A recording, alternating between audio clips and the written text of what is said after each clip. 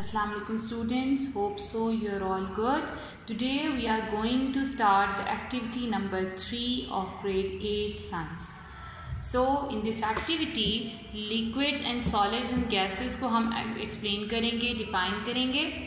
सबसे पहले इस फर्स्ट पैराग्राफ के अंदर आपको इन तीनों states of matter solid, liquid and gases के बारे में बताया गया है. ठीक है, सबसे पहले उन्होंने बताया है कि सॉलिड्स जो हैं उसके पार्टिकल्स, उसके एटम्स जो हैं वो स्लोली मूव करते हैं और बिल्कुल इकट्ठे रहते हैं. ठीक हो गया, एक दूसरे से दूर नहीं जाते, इकट्ठे रहते हैं, स्लोली मूव करते हैं या बिल्कुल मूव नहीं करते. देन सेकेंडली आपको उन्होंने बताया है कि इस जो सॉलिड के पार्टिकल्स हैं उन्हें अगर हम एनर्जी दें, जैसे फॉर एग्जांपल हम एक सॉलिड की एग्जांपल लेते हैं आइस. ठीक है, तो आइस इज अ सॉलिड, उसके एटम्स और मॉलिक्यूल्स इकट्ठे रहेंगे और एक दूसरे से दूर नहीं जाएंगे, तेज़ी से मूव नहीं करेंगे. सो अगर हम उनकी एग्जांपल लें तो आइस को अगर आप हीट अप करेंगे, एनर्जी प्रोवाइड करेंगे, तो मॉलिक्यूल्स जो हैं वो फास्टली मूव करना शुरू हो जाएंगे और साथ वो एक दूसरे से थोड़ा सा दूर हो जाएंगे, यानी वो कन्वर्ट हो जाएंगे लिक्विड में. और आइस की एग्जांपल में हम उसे कहेंगे वाटर. ठीक है, तो वाटर में कन्वर्ट होने के बाद अगर आप उस वाटर को मज़ीद एनर्जी देंगे और एनर्जी देने से क्या होगा कि जो मॉलिक्यूल्स हैं वो क्या करेंगे, वो दूर होना शुरू हो जाएंगे एक दूसरे से मज़ीद, और वो पूरी की पूरी जो प्रोवाइडेड स्पेस है, जो उनको स्पेस दी जा रही है, उसके अंदर फिल कर लेंगे, खुद को पूरी तरह भर जाएंगे. तो उसको हम क्या कहेंगे, गैस, यानी वाटर के केस में स्टीम कहेंगे. ओके, सो इनकी प्रॉपर्टीज़ में, गैस की प्रॉपर्टी में ये होता है कि वो अपने आप को कम्प्लीटली फिल कर लेती है जहाँ पे जो उसको स्पेस प्रोवाइड की जाती है. जैसे फॉर एग्जांपल अगर आप रूम के एक कोने में स्प्रे करें परफ्यूम का, तो वो पूरे के पूरे कोने में, पूरे रूम में वो क्या हो जाएगी, फैल जाएगी, स्प्रेड आउट हो जाएगी. हर कोने पे आपको खुशबू आएगी, यानी एयर के जो मॉलिक्यूल्स हैं उसने जो एयर फ्रेशनर की है, जो परफ्यूम की स्प्रे की गैस थी, उसको फिल कर दिया पूरे रूम के अंदर. उसके बाद इसको अब आपने प्रैक्टिकली देखना है, तो आप क्या करेंगे, इसके लिए आपको 3 बलून्स चाहिए एक्टिविटी नंबर 3 को परफॉर्म करने के लिए. सबसे पहले आप बलून नंबर 1 लेंगे. बलून नंबर 1 के अंदर आपने गैस फिल करनी है. गैस कोई भी हो सकती है, चाहे आप मुंह से उसके अंदर फिल कर लें, चाहे आप उसके अंदर एयर पंप से बलून के अंदर हवा भर लें, या फिर आप वाटर को स्टीम में कन्वर्ट करें हीट करके, और उस स्टीम को आप गैस के तौर पे इसमें फिल कर लें. फिल करने के बाद आपने उसको टाई करना है और उसके बाद आपने इस प्रोवाइडेड स्पेस में 2 क्वेश्चंस का आंसर करना है. Question number 1 is shape of the balloon, कि बलून की शेप क्या थी, और सेकेंडली वो इस शेप का क्यों था. ठीक है, इस शेप में क्यों आया. जैसे मैंने अभी आपको एग्जांपल में यहाँ पे बताया है कि परफ्यूम जो है वो पूरे रूम में फिल अप हो जाती है, एटम्स जो गैस के हैं वो अपने आप को स्प्रेड कर लेते हैं. तो यही आपने इसमें रीज़न के तौर पे बताना होगा कि क्यों गैस के मॉलिक्यूल्स जो हैं वो इसमें फिल करने से बलून की ऐसी शेप हो गई. ठीक है, उसके बाद आपने जो बलून नंबर 2 लेना है. बलून नंबर 2 के अंदर आपने लिक्विड फिल करना है. ज़्यादा आसानी के लिए आप टैप वाटर यूज़ कर सकते हैं. आपने वाटर इसमें फिल करना है और उसको इसी तरह टाई करना है. टाई करने के बाद आपने 2 ऑब्जर्वेशंस यहाँ लिखनी है, यही प्रोवाइडेड स्पेस के अंदर. सबसे पहले शेप ऑफ द बलून क्या थी, अब इस बलून नंबर 2 की क्या शेप थी और वो ऐसी शेप का क्यों था. थर्ड बलून आपने लेना है. थर्ड बलून के अंदर आपने क्या करना है, लिक्विड फिल करना है, यानी वाटर को फिल करना है. वाटर फिल करने के बाद आप उसको टाई कर देंगे और उसके बाद आपने उसको फ्रीज़र में रख देना. ठीक है, फ्रीज़र में रख के आपने उसको आइस में कन्वर्ट करना है, इस बलून के अंदर मौजूद तमाम वाटर को. फिर आपने क्या करना है कि अब आपने फिर से इन 2 क्वेश्चंस का आंसर इस प्रोवाइडेड स्पेस में लिखना है. शेप ऑफ द बलून क्या थी और इस शेप का बलून क्यों था. ठीक है, थर्ड क्वेश्चन भी इसमें आपने ऐड करना है. इस प्रोवाइडेड स्पेस में आपने एक और चीज़ भी लिखनी है कि क्या ये शेप ऑफ द बलून इन दोनों शेप्स ऑफ द बलून से डिफरेंट थी या सेम थी. ठीक है, यानी गैस और लिक्विड वाले बलून्स की शेप सॉलिड वाले बलून जैसी थी, सेम थी या फिर डिफरेंट थी, और अगर सेम थी तो क्यों सेम थी, और अगर डिफरेंट थी तो क्यों डिफरेंट थी, यह आपने एक्सप्लेन करना है इस प्रोवाइडेड स्पेस के अंदर। एक्टिविटी नंबर 4 के बारे में बात करेंगे। इस एक्टिविटी में आपको 3 डायग्राम्स नज़र आ रही हैं, 1 बाय 1 इनको डिस्कस करेंगे। इनमें कुछ प्रॉब्लम्स हैं जिन्हें आपने आइडेंटिफाई करके डायग्राम नंबर 1, 2 एंड 3 की फॉर्म में लिखना है। डायग्राम नंबर 1 में अगर आप देखें तो आपको हाइड्रोजन एटम नज़र आ रहा है। हाइड्रोजन एटम का एटॉमिक नंबर 1 होता है, यानी इसके पास 1 इलेक्ट्रॉन होना चाहिए। बच्चों, सबसे पहले इलेक्ट्रॉन फिल होता है फर्स्ट शेल में, देन सेकेंड शेल में। फर्स्ट शेल में 2 इलेक्ट्रॉन्स कंप्लीट होंगे, देन सेकेंड शेल में इलेक्ट्रॉन जाएगा। तो अब हाइड्रोजन के पास 1 इलेक्ट्रॉन है और उसको कहाँ होना चाहिए, फर्स्ट शेल में। सो यहाँ पे आप देखें तो ये सेकेंड शेल में आपको नज़र आ रहा है, तो ये मिस्टेक आपने आइडेंटिफाई करके फर्स्ट डायग्राम की हेडिंग के साथ यहाँ पे मेंशन करनी है। उसके बाद डायग्राम नंबर 2 देखें आप, उसमें आपको एटम नज़र आ रहा है हीलियम का, और हीलियम का एटॉमिक नंबर होता है 2। दैट मीन्स इसके पास 2 इलेक्ट्रॉन्स होंगे। अब 2 इलेक्ट्रॉन्स में से फर्स्ट इलेक्ट्रॉन फर्स्ट शेल में मेंशन है, लेकिन सेकेंड इलेक्ट्रॉन आपको सेकेंड शेल में नज़र आ रहा है। ये यहाँ नहीं बल्कि इसे फर्स्ट शेल में होना चाहिए ताकि फर्स्ट शेल कंप्लीट हो जाए। तो ये मिस्टेक आपने आइडेंटिफाई करके सेकेंड डायग्राम की हेडिंग के साथ यहाँ पे गिवन स्पेस में मेंशन करनी है। थर्ड डायग्राम अगर आप देखें तो थर्ड डायग्राम कार्बन की है। कार्बन का एटॉमिक नंबर होता है 6। अब 6 कार्बन का एटॉमिक नंबर है, इसका मतलब ये हुआ कि इलेक्ट्रॉन्स कार्बन के पास 6 होने चाहिए, जबकि यहाँ पे आपको 11 इलेक्ट्रॉन्स नज़र आ रहे हैं, 2, 4, 6, 8, 9, 10 एंड 11। सो 11 इलेक्ट्रॉन्स हैं। दैट मीन्स कि इसका जो नंबर ऑफ इलेक्ट्रॉन्स हैं ये गलत मेंशन है। यहाँ पे इतने नहीं बल्कि कितने होने चाहिए, 6। उसके बाद आप देखें फर्स्ट शेल के अंदर 1 इलेक्ट्रॉन मेंशन है, सेकेंड इलेक्ट्रॉन मेंशन नहीं है। तो आपने ये मिस्टेक भी आइडेंटिफाई करके डायग्राम नंबर 3 में ये मिस्टेक्स दोनों मेंशन करनी है। देन आप देखें जो इसका सेकेंड पार्ट है उसमें आपको गिवन स्पेस में डायग्राम बनानी है किसी भी एटम की, ठीक है। अब ये जो आपके पास ऊपर एटम की डायग्राम्स बनी हुई हैं, इनमें से भी आप कोई बना सकते हैं, लेकिन आपने इसको ठीक करके, जिस तरह आपने ऊपर डायग्राम की मिस्टेक निकाली हैं उन मिस्टेक्स को आप ठीक करके यहाँ पे बना सकते हैं। सो आपने डायग्राम मेंशन करनी है, उसके बाद आपने उसका एटॉमिक नंबर, जैसे मैंने ऊपर आपको बताए हैं एटॉमिक नंबर्स, इसी तरह आपने नंबर ऑफ इलेक्ट्रॉन्स काउंट करके एटॉमिक नंबर यहाँ पे मेंशन करना है। उसके बाद आपने एटॉमिक नंबर मेंशन करने के बाद आपने उसके number of protons and number of neutrons को काउंट करके मैस नंबर भी यहाँ पे मेंशन करना है।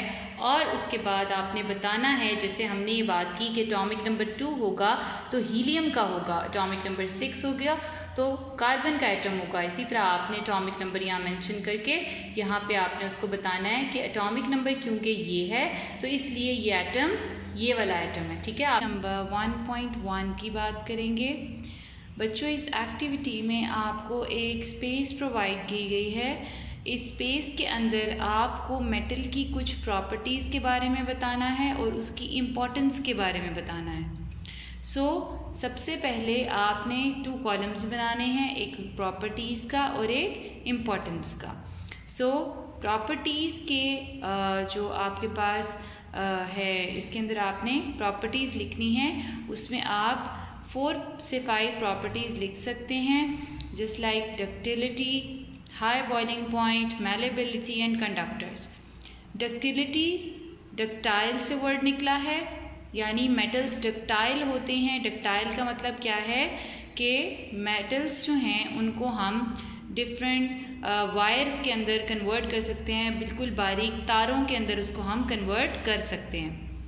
तो इसकी इम्पोर्टेंस क्या होगी बच्चों कि हम मेटल से जो है डिफरेंट वायर्स बनाते हैं और वायर्स जो हैं वो हम इलेक्ट्रिसिटी कंडक्ट करने के लिए अपने डिफरेंट टूल्स बनाते हैं।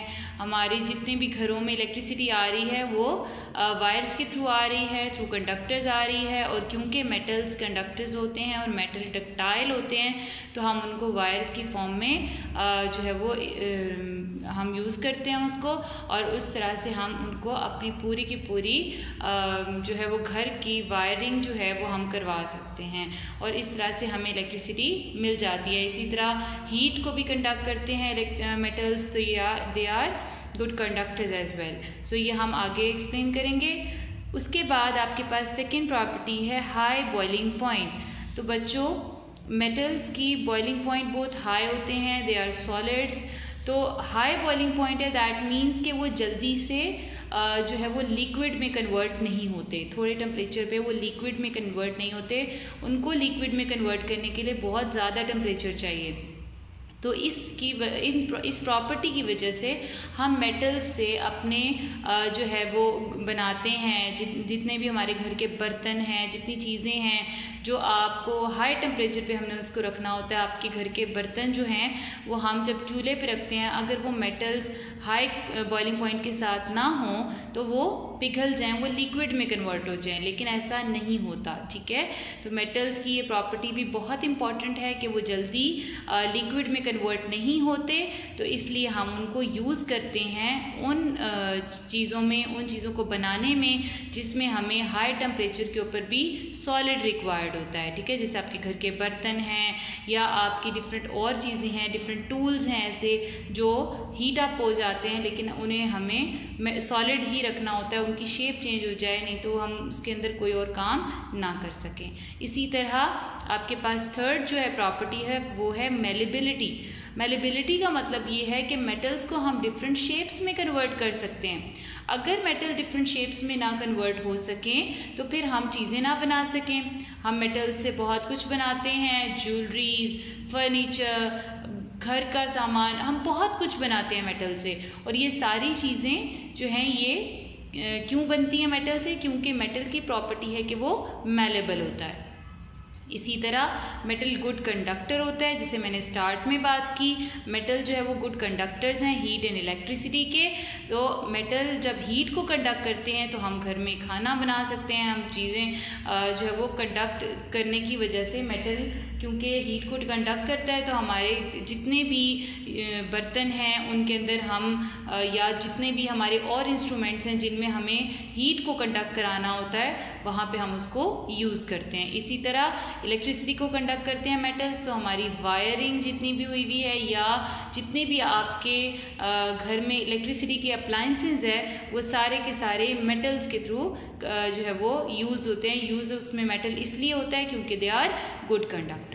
एक्टिविटी नंबर 1.2 के अंदर आपको 3 पॉइंट्स गिवन है। यहाँ पे देखें, acid, metal carbonates and metal oxides, इन सब का आपने मेटल्स के साथ रिएक्शन को डिस्क्राइब करना है और साथ साथ आपने इक्वेशंस लिखनी है, केमिकल इक्वेशन साथ बतानी है। तो आप देखें, सबसे पहले मेटल का रिएक्शन एसिड के साथ। तो बच्चों, जब मेटल एसिड के साथ रिएक्ट करता है तो ये प्रोड्यूस करता है सॉल्ट और हाइड्रोजन। ठीक है, मेटल जब भी एसिड के साथ रिएक्ट करेगा तो प्रोड्यूस करेगा सॉल्ट एंड हाइड्रोजन। जैसे आपको इस इक्वेशन में नज़र आ रहा है, जिंक मेटल है तो जिंक जब एसिड यानी HCl के साथ रिएक्ट करेगा तो मेटल जो है वो नॉन मेटल पार्ट के साथ जुड़ जाएगा, जिंक क्लोराइड।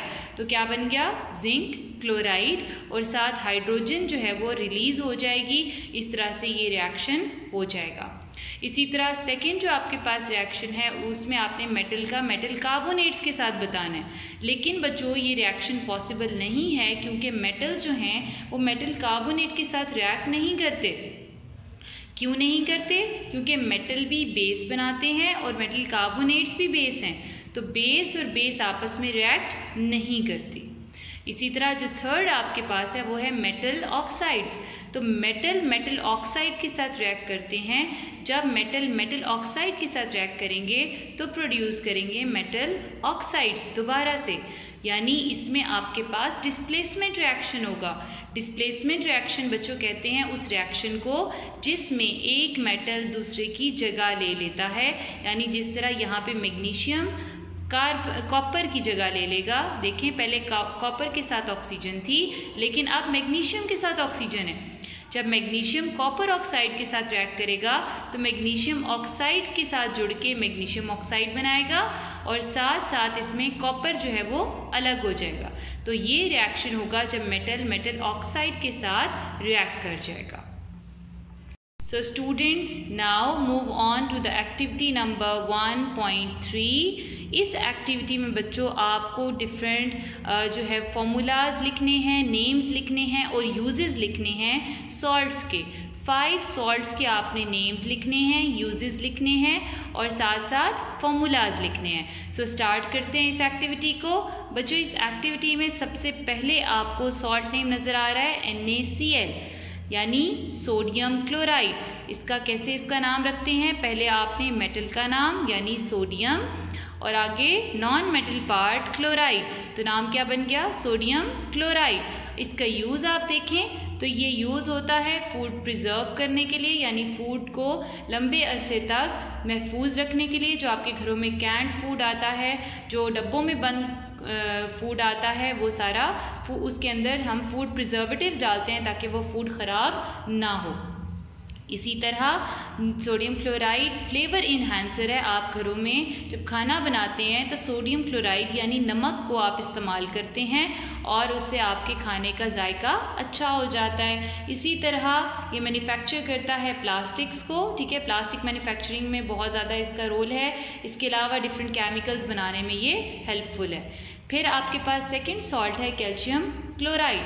कैल्शियम क्लोराइड बच्चों इसका फॉर्मूला होगा CaCl2, Ca for calcium and Cl for chloride. तो कैल्शियम क्लोराइड, इसके भी यूजेस में आप देखें ये फूड प्रिजर्वेटिव है, यानी ये फूड को प्रिजर्व करने में हेल्प करेगा। देन आपके पास ये वाटर ट्रीटमेंट प्लांट्स में इस्तेमाल होता है, यानी वो जगह प्लांट्स जिनमें आप क्या करते हैं, ये प्लांट्स पौधे वाले नहीं हैं, ये प्लांट्स वो जगह है जहाँ पे हम पानी को साफ़ करते हैं। तो पानी को साफ़ करने में हेल्प करता है कैल्शियम क्लोराइड। उसके अलावा ये भी डिफरेंट पेपर, पेंट्स, डाइज वगैरह बनाने में हेल्प करता है।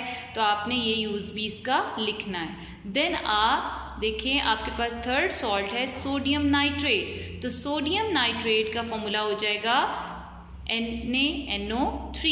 आप देखें इसके यूजेस में, तो इसके यूजेस में आपके पास ये फर्टिलाइजर्स बनाने में हेल्प करता है। फर्टिलाइजर्स मतलब खादें बनाने में हेल्प करता है, ग्लास मेकिंग में हेल्प करता है और इसके अलावा ये भी फूड प्रिजर्वेटिव में यूज़ होगा। फिर आपके पास देखें calcium carbonate. Calcium carbonate CaCO3 ये प्लास्टिक बनाने में हेल्प करता है, ठीक है। इसके अलावा ये स्टील बनाने में हेल्प करता है, पेपर, प्लास्टिक्स, और इसके अलावा वाटर को प्योरीफाई करने में ये भी हेल्प करेगा। वाटर ट्रीटमेंट प्लांट्स में ये भी यूज़ होगा। उसके बाद आप देखें लास्ट आपके पास है मैग्नीशियम क्लोराइड। मैग्नीशियम क्लोराइड जो है इसका फॉर्मूला होगा MgCl2 और ये यूज़ होता है फायर एक्सटिंग्विशर के तौर पे, यानी ये आग बुझाने में हेल्प करता है। इसके अलावा ये भी फूड का फ्लेवर इन्हांस करता है और साथ साथ ये पेपर प्रोडक्शन में भी हेल्पफुल है। 7 के बारे में बात करेंगे। इस एक्टिविटी में आपको एक कॉलम गिवन है, इसके अंदर आपने नेम ऑफ मेटल, मेलेबिलिटी और डक्टाइल लिखना है, ठीक है, कि क्या वो मेटल मेलेबल है या डक्टाइल है या नहीं है, ठीक है। सो आपने सबसे पहले आपको ये पता होना चाहिए कि मेलेबिलिटी क्या होती है। मेलेबिलिटी कहते हैं बच्चे उस प्रॉपर्टी को, मेटल की उस प्रॉपर्टी को जिसमें मेटल जो है उसको हम किसी भी शेप में और मोस्टली शीट्स की फॉर्म में, प्लेन शीट्स की फॉर्म में हम उसको पेपर की तरह जो है वो उसे शेप उसकी चेंज कर सकते हैं मेटल की, उसे हम क्या कहते हैं, मेलेबिलिटी। अब डक्टाइल किसे कहते हैं? मेटल की ये भी एक प्रॉपर्टी है कि मेटल को हम थिन वायर्स में, लॉन्ग थिन वायर्स में कन्वर्ट कर सकते हैं, यानी मेटल को लंबी लंबी तारों की फॉर्म में आप उसको जो है वो मोल्ड कर सकते हैं, चेंज कर सकते हैं मेटल को, तो हम इसे क्या कहते हैं, डक्टाइल। अब सारे मेटल्स मेलेबल और डक्टाइल नहीं होते, मोस्ट मेटल्स मेलेबल और डक्टाइल होते हैं, ठीक है। तो हम यहाँ पे कुछ मेटल्स के नेम्स हैं। आयरन मेलेबल भी होता है और डक्टाइल भी होता है, तो आपने मेलेबिलिटी पे भी टिक कर दिया और डक्टाइल पे भी टिक कर देना है। इसी तरह कॉपर, ये भी मेलेबल भी होता है, डक्टाइल भी होता है, सो आप टिक करते जाएंगे। एल्यूमिनियम मेलेबल होता है, टिक कर दीजिएगा। उसके बाद डक्टाइल है तो टिक कर दें। उसके बाद गोल्ड मेलेबल भी है, डक्टाइल भी है। फिर सिल्वर, ये भी मेलेबल भी है और डक्टाइल भी है, सो आप दोनों कॉलम्स को टिक कर देंगे। उसके बाद मेटल, लेड जो है ये मेलेबल तो होता है लेकिन ये डक्टाइल नहीं होता, ठीक है। यानी आप उसको शीट्स की फॉर्म में या शेप चेंज तो कर सकते हैं लेकिन वायर्स की फॉर्म में कन्वर्ट नहीं कर सकते, उसकी तारें नहीं बना सकते। तो लेड जो है वो मेलेबल है लेकिन डक्टाइल नहीं है, तो आपने डक्टाइल को क्रॉस कर दिया।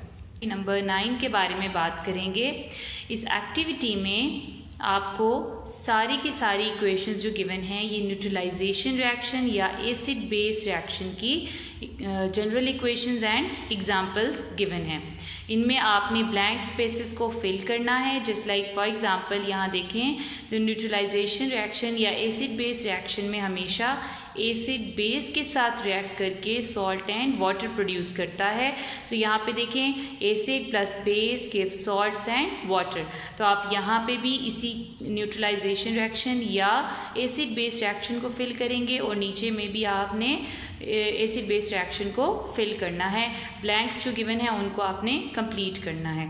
उसके बाद जब आप सेकंड पार्ट को देखेंगे यहाँ पे, तो आपके पास स्पेसिफिक जो रिएक्शंस हैं वो गिवन हैं, एसिड बेस रिएक्शंस ही गिवन है, इनको आपने कंप्लीट करना है। जस्ट लाइक फॉर एग्जांपल देखें, हाइड्रोक्लोरिक एसिड मैग्नीशियम हाइड्रोक्साइड के साथ मिलेगा तो सॉल्ट और वाटर बनाएगा।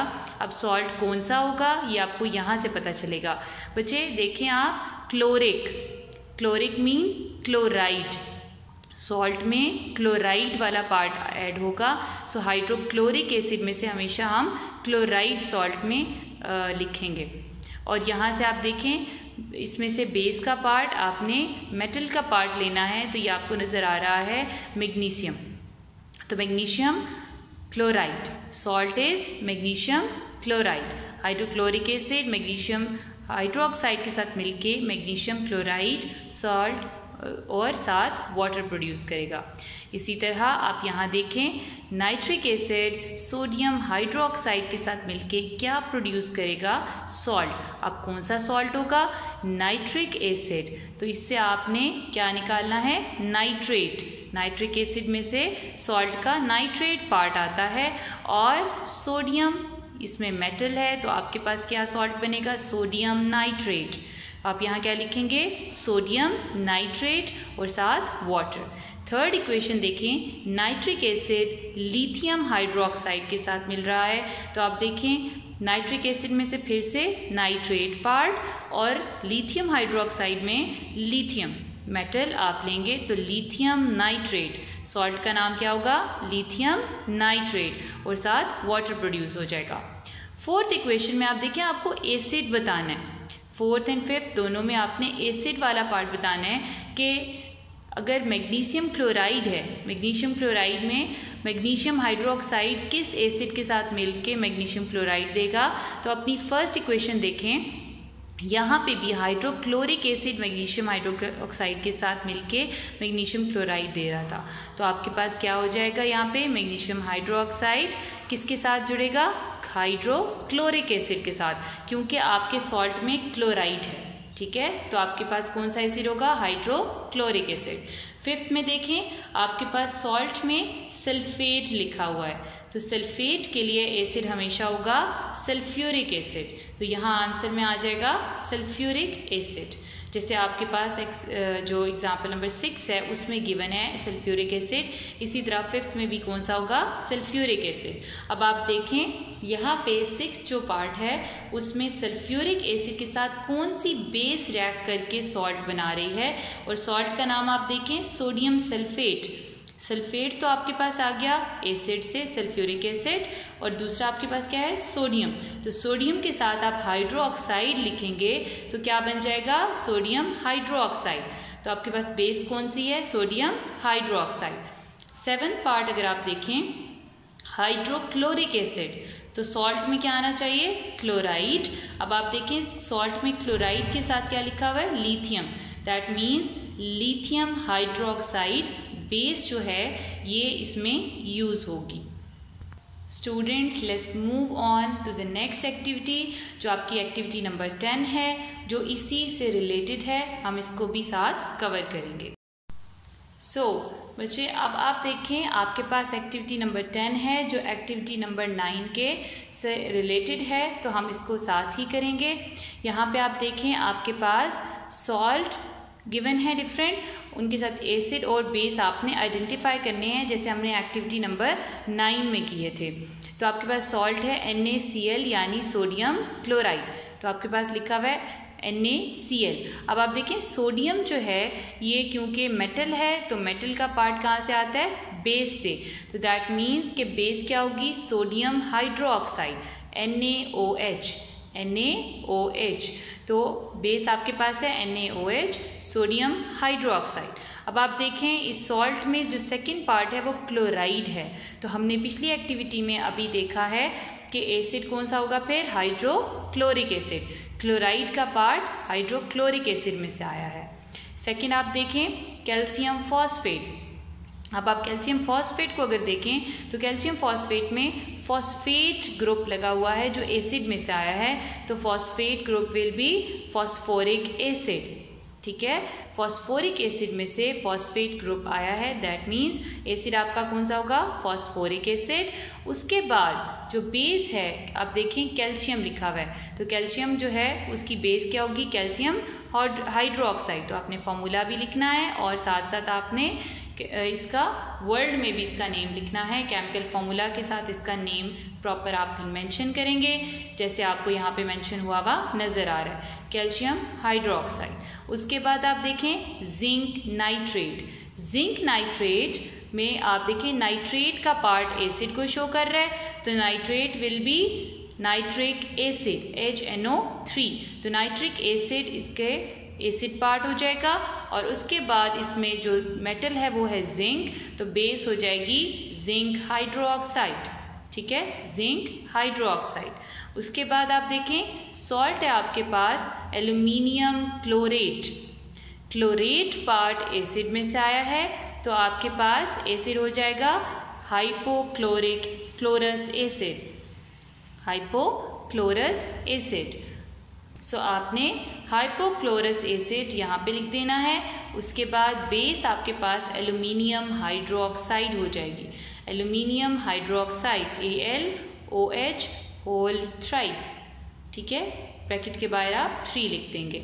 सो एल्यूमिनियम हाइड्रोक्साइड बेस और हाइपोक्लोरस एसिड मिलके क्या बनाएंगे, एल्यूमिनियम क्लोरेट। फिर आपके पास लास्ट जो है इसको देखें अमोनियम आयोडाइड। अमोनियम आयोडाइड में आप देखो आयोडाइड जो है वो एसिड है, that means hydro iodic acid HI। Hydro iodic acid acid होगा और बेस आपके पास ammonium hydroxide NH4OH। NH4OH ammonium hydroxide इसके बेस पार्ट है और एसिड इसमें जो यूज होगा वो हाइड्रो आयोडिक एसिड होगा। नंबर 11 की बात करेंगे। इसके अंदर आपको डिफरेंट सॉल्यूशंस गिवन हैं, इनका आपने इसके बारे में लिखना है कि वो एसिड है, बेस है या न्यूट्रल। तो बच्चों एसिड उस सब्सटेंस को कहते हैं जिसके अंदर H पॉजिटिव आयंस ज़्यादा हों। H पॉजिटिव आयंस ज़्यादा होंगे तो हम उसे क्या कहेंगे, एसिड। इसी तरह अगर H पॉजिटिव आयंस से OH नेगेटिव आयंस ज़्यादा होंगे तो हम उसे बेस कहेंगे। इसी तरह अगर उसकी जो H पॉजिटिव आयंस और OH नेगेटिव आयंस हैं वो इक्वल हैं तो फिर हम उसे न्यूट्रल सब्सटेंस कहेंगे। ठीक है, इसके बाद आपको पता होना चाहिए कि pH स्केल क्या होता है। बच्चे pH स्केल जो है एक स्केल है जिससे हम pH वैल्यू मेंशन करते हैं, pH वैल्यू फाइंड आउट करते हैं। तो pH स्केल की वैल्यू 0 से लेके 14 तक होती है, जिसमें 7 को हम न्यूट्रल कहते हैं, 0 से लेके 6 तक एसिड एंड 8 से ऑनवर्ड 14 तक बेस होती है। सो यहाँ पे अब आप देखें सबसे पहले आपके पास है सोल्यूशन ऑफ pH 4। तो pH 4 है। यहाँ से स्केल में देखें pH 4 किस में आ रहा है, एसिड में आ रहा है, न्यूट्रल में आ रहा है या बेस में, तो आपने यहाँ पे मेंशन कर देना है। इसी तरह आपके पास सॉल्यूशन है जिसके H पॉजिटिव और OH नेगेटिव आयंस इक्वल हैं, तो उसका pH 7 होगा। आप देखें वहाँ से क्या है और यहाँ पे लिख दें। इसी तरह सबके pH मेंशन है। प्योर वाटर का pH बच्चे 7 होता है, तो आपने वो भी मेंशन करना है वो किस में आ रहा है, ठीक है। इसी तरह आपके पास अगर सॉल्यूशन में H पॉजिटिव आयंस ज़्यादा हैं, H पॉजिटिव आयंस ज़्यादा होंगे तो फिर आप बताएं, H पॉजिटिव आयंस ज़्यादा होंगे तो उसका pH 7 से बिलो होगा, 0 से लेके 6 तक, ठीक है। तो आप बताएं वो किस में आ रहा है। उसके बाद आपके पास जैसे सॉल्यूशन में H पॉजिटिव आयंस कम हैं OH नेगेटिव आयंस से, तो OH नेगेटिव आयंस ज़्यादा हो गए। अगर OH नेगेटिव आयंस ज़्यादा हैं तो pH 8 से लेके 14 के दरमियान होगा, तो आप बताएं वो क्या चीज़ है और यहाँ पे मेंशन कर दें। हेल्प के बारे में बात करेंगे। इस एक्टिविटी में आपको कुछ क्वेश्चंस गिवन है जिनके आपने आंसर्स लिखने हैं। सबसे पहले है copper has a high density, यानी कॉपर के एटम स्मॉल होते हैं और एक दूसरे के साथ क्लोजली पैक्ड होते हैं, जुड़े होते हैं, उनके दरमियान स्पेसेस बहुत कम होती हैं, यानी कि वो थोड़ी जगह पे ज़्यादा एटम्स होंगे। और अगर थोड़ी जगह पे ज़्यादा एटम्स हों तो हम कहते हैं हाई डेंसिटी है, क्योंकि डेंसिटी हम कहते हैं मैस पर यूनिट वॉल्यूम को। जितना ज़्यादा मैस होगा, जितने ज़्यादा एटम्स होंगे, उतनी डेंसिटी ज़्यादा होगी। उसके बाद है copper can be drawn into long wires, long thin wires. तो कॉपर या कोई भी मेटल, क्योंकि उनके एटम्स लेयर्स की फॉर्म में होते हैं एक दूसरे के साथ, जैसे ये लेयर्स हैं, लाइंस हैं 1 2 3, उसी तरह ये भी एटम्स भी लाइंस की फॉर्म में होते हैं। तो जब आप उसके ऊपर हिट करेंगे, हैमर करेंगे या कोई भी चीज़ से हिट करेंगे तो वो बारीक तारों में या बारीक शीट्स की फॉर्म में कन्वर्ट हो जाता है। उसके बाद है copper is a good conductor of heat. तो कॉपर के एटम्स इकट्ठे जुड़े होते हैं, और क्योंकि वो इकट्ठे जुड़े होते हैं और वो हिलते जुलते नहीं हैं, सिर्फ वाइब्रेट करते हैं, तो जब उनको हीट प्रोवाइड की जाती है तो जब वो आपस में वाइब्रेट करते हैं, एक दूसरे से टकराते हैं, तो वो हीट एनर्जी को ट्रांसफ़र करते हैं। नेक्स्ट पार्ट आपके पास जो है, नेक्स्ट एक्टिविटी है 12.1। इस एक्टिविटी में आपने एक्सप्लेन करना है कि मेटल्स यानी कॉपर या कोई भी मेटल इलेक्ट्रिसिटी कंडक्ट क्यों करता है। तो बच्चों, इलेक्ट्रिसिटी कहते हैं फ्लो ऑफ इलेक्ट्रॉन्स को। इलेक्ट्रॉन्स जब मूव करते हैं, फ्लो करते हैं किसी भी सब्सटेंस के अंदर से, तो हम कहते हैं ये क्या है, इलेक्ट्रिसिटी। तो जितने भी मेटल्स होते हैं, कॉपर समेत जितने भी मेटल्स होते हैं, उन सब मेटल्स के अंदर फ्री इलेक्ट्रॉन्स होते हैं। अब वो इलेक्ट्रॉन्स जब हम उनको बैटरी के साथ अटैच करेंगे उस पूरे पीस ऑफ मेटल को, तो वो इलेक्ट्रॉन सीधे सीधे एक डायरेक्शन में मूव करना शुरू हो जाएंगे, फ्लो करना शुरू हो जाएंगे। तो अभी मैंने आपको बताया flow of electron is electricity. That's why सारे मेटल्स इंक्लूडिंग कॉपर कंडक्ट करते हैं इलेक्ट्रिसिटी को। एक्टिविटी नंबर 15 के बारे में बात करेंगे। इस एक्टिविटी में आपको एक लाइफ साइकिल नज़र आ रहा है रॉक्स का। इन साइकिल को आपने कंप्लीट करना है, इन ब्लैंक्स को आपने फिल करना है with the correct type of rocks. इस साइकिल को हम यहाँ से समझेंगे। सबसे पहले कोई भी रॉक जो मोल्टन फॉर्म में होगी उसे हम कहेंगे मैग्मा। मोल्टन रॉक्स को मैग्मा कहते हैं। मैग्मा जब क्रिस्टलाइज होगा यानी ठंडा होगा, कूल डाउन होगा, तो ये कन्वर्ट हो जाएगा इग्नियस रॉक्स में। इग्नियस रॉक्स जब मौसम के ख़राब सूरत हाल, जैसे बहुत ज़्यादा टेम्परेचर रैपिड चेंज होता है, ठंडा गर्म, इसी तरह जो इसके अंदर डिफरेंट वाटर इरोजन होती है या जितनी भी डिफरेंट टाइप्स के क्लाइमेट चेंज आते हैं, उनकी वजह से ये इग्नियस रॉक कन्वर्ट हो जाती है सेडिमेंट्स में। सेडिमेंट्स जब इकट्ठे होते हैं, उनमें कंपैक्टेशन होती है या सीमेंटेशन का प्रोसेस होगा, तो हम कहेंगे ये कन्वर्ट हो गई है सेडिमेंट्री रॉक्स में। सेडिमेंट्स कन्वर्ट हो जाएंगे सेडिमेंट्री रॉक्स में। सेडिमेंट्री रॉक्स को जब प्रेशर मिलता है, हीट मिलती है, तो ये कन्वर्ट हो जाते हैं मेटामॉर्फिक रॉक्स में। मेटामॉर्फिक रॉक्स जब मेल्ट होंगी तो दोबारा कन्वर्ट हो जाएंगी मैग्मा में। इसी तरह इग्नियस रॉक जब मेल्ट होंगी तो भी कन्वर्ट हो जाएंगी मैग्मा में, और जब सेडिमेंट्री रॉक मेल्ट होंगी तब भी वो कन्वर्ट हो जाएंगी मैग्मा में। इग्नियस रॉक्स को जब हीट या प्रेशर मिल जाए तो वो कन्वर्ट हो जाती हैं मेटामॉर्फिक रॉक्स में, और मेटामॉर्फिक रॉक्स को जब फिर से वेदरिंग यानी क्लाइमेट चेंज की वजह से, इरोजन की वजह से ये कन्वर्ट हो जाएंगी सेडिमेंट्स में। तो ये एक पूरा प्रोसेस है जिसके अंदर रॉक्स जो हैं वो डिफरेंट टाइप्स में कन्वर्ट होती रहती हैं। इनको आपने फिल करना है इस पूरे साइकिल के अंदर। क्लियर है? उसके बाद आपने ये जो 5 आपको नज़र आ रहे हैं बॉक्सेस, इन बॉक्सेस के अंदर आपने इसी साइकिल को जो है वो देखते हुए फिल करने हैं इन प्रोसेसेस को। जैसे फॉर एग्जांपल सबसे पहले कंपैक्टिंग एंड सीमेंटेशन। तो कॉम्पैक्टिंग एंड सीमेंटेशन ये आपको नज़र आ रहा है। यहाँ पे कॉम्पैक्टिंग एंड सीमेंटेशन जो है, यहाँ से अगर आप देखें तो सेडिमेंट से कन्वर्ट हो रहा है सेडिमेंट्री रॉक में। तो हमने लिख दिया सेडिमेंट कन्वर्ट हो गया सेडिमेंट्री रॉक में। इसी तरह अगर हम मेल्टिंग के प्रोसेस की बात करें तो मेल्टिंग का प्रोसेस ये देखें, यहाँ भी नज़र आ रहा है आपको, ये भी नज़र आ रहा है। तो मेल्टिंग का प्रोसेस डिफरेंट जगहों पे आपको नज़र आ रहा है। आपने एक प्रोसेस बताना है, 3 प्रोसेसेस हैं, ये वाले और ये वाले। 1 बाय 1 आप इनको फिल करेंगे। 2 आपको इसमें बताने हैं प्रोसेसेस, तो उनमें आप कोई भी फिल कर सकते हैं। 3 हैं आपके पास, 2 आपने फिल करने हैं। जैसे for example igneous rock melt होने के बाद कन्वर्ट हो जाते हैं मैग्मा में, तो हमने लिख दिया इग्नियस रॉक्स कन्वर्ट हो गए मैग्मा में। ठीक है। इसी तरह कूलिंग का प्रोसेस है। सो कूलिंग इज क्रिस्टलाइजेशन, और क्रिस्टलाइजेशन का प्रोसेस ये लिखा हुआ है। आप देखें मैग्मा क्रिस्टलाइज होके कूल होके कन्वर्ट हो रहा है इग्नियस रॉक्स में, तो आपने यहाँ पे लिख दिया मैग्मा कन्वर्ट हो गया इग्नियस रॉक्स में।